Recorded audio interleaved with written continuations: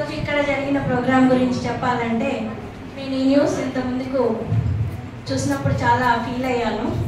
కానీ ఈరోజు సడన్గా నాకు ఇక్కడ బాగా టచ్ చేసింది ఏంటంటే ప్రోగ్రాం జరుగుతూ ఉన్నప్పుడు స్పందన ఫాదర్ అక్కడ కూర్చొని ఉండడం. So I can't control my self.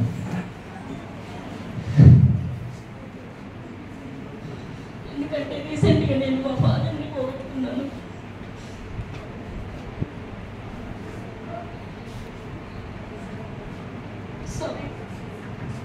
So తండ్రి బిడ్డల బంధం అంటే చాలా గొప్పది. ప్రపంచంలో ఏది కూడా ఇవ్వలేదు. Actually blood relation is very very important. Any relation we can get, but blood relation we can't get. అది ఉన్నప్పుడే మనం దాన్ని చాలా బాగా కాపాడుకోవాలి. ఇప్పుడు జనరేషన్ పిల్లలు ఎలా అంటే కొంతమంది పేరెంట్స్కి విలువ ఇస్తారు, బట్ చాలామంది పిల్లలు మాకు అన్నీ తెలుసు, మేమే అంతా సెలెక్ట్ చేసుకుంటాము, మా లైఫ్ ఏదో మేము బతికేస్తాము అనుకుంటారు. సో మా ఉదయం చెప్పినట్లుగా 20 ఏళ్ళు పెంచిన ఒక తల్లిదండ్రుల ప్రేమ గొప్పదా, రెండేళ్ళు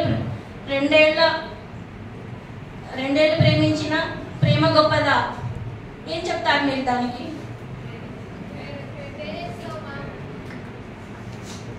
సో ఎన్ని జన్మలెత్తినా మనం తీర్చుకోలేనిది తల్లిదండ్రుల రుణం. సో అందుకని మనము తల్లిదండ్రులు చాలా చాలా మన ఉన్నతిని కోరుకుంటారు వాళ్ళు. సో అలాంటి తల్లిదండ్రులకు మనం ఇచ్చే గొప్ప గిఫ్ట్ ఏంటి అంటే మనం బాగా చదువుకొని బాగా సెటిల్ అవ్వడమే కాదు, వాళ్ళ ఇష్టాలకి తగ్గట్టుగా మనం నడుచుకోవాలి. వాళ్ళు ఏం కోరుకుంటున్నారో మనం అది చూపించాలి. ఒక తండ్రి కానీ తల్లి కానీ ఎప్పుడు వాళ్ళు గర్వపడతారంటే, మనం 2 days బ్యాక్ అనంత శ్రీరామ్ వాళ్ళ ఫాదర్ వచ్చారు ప్రోగ్రామ్కి. అక్కడ ఆ సార్ని ఎలా పరిచయం చేశారంటే అనంత శ్రీరామ్ గారి తండ్రి గారు అని పరిచయం చేశారు. సో అప్పుడు ఆ తండ్రి గారు ఆ అనంత శ్రీరామ్ గారి తండ్రి అనే పదానికి చాలా పొంగిపోయారు. అంతకంటే ఒక తండ్రికి కావాల్సింది ఏముండదు. రియల్లీ సార్ నేను చాలా ఎమోషన్ అయ్యాను.